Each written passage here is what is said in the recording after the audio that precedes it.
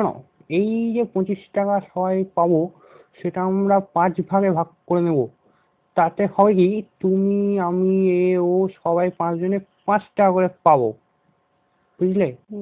না না, তুমি নিজেকেই ঠকাচ্ছ। যদি পাঁচ 25 টাকাকে আমরা 5 ভাগে ভাগ করি, তাহলে আমি এ ও সবাই 14 টাকা করে পাবো। তো তুমি তো একদম গর্দভ দেখছি। আসো, এইখানে আসো, তোমাকে বোর্ডে কষে দেখাচ্ছি।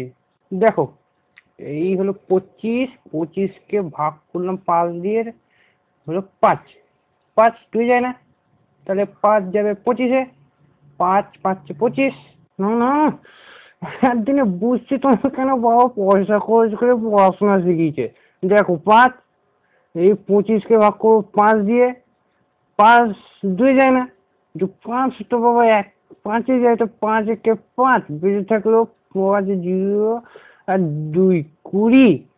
তো 5 20, 4 5 20, তো হলো না? হ্যাঁ, 25কে 5 ভাগে ভাগ করলাম 14 পেলাম। কি যে বলো না, দাও তোমাকে আরেক ভালো করে বুঝাচ্ছি। দেখো, এই হলো 5, 5 5 5-এ 25, বুঝলে? এইটুকু পড়া শিখেছো তুমি? হ্যাঁ, এত বছর ধরে পড়ালাম। হ্যাঁ, 14কে 5 দিয়ে গুণ করলাম, 4 5 20, 5 1 5, 20 5 25। এই নাও তোমার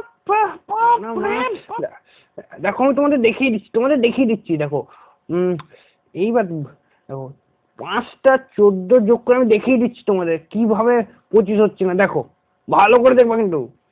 5টা 14 আমি যোগ করবো আর 25 হবে না। দেখো, 4 4 8 12 16 20 21 22 23 24 25 25। বুঝলে, বেশি পড়াশোনা করতে হয় না কেন? হ্যাঁ,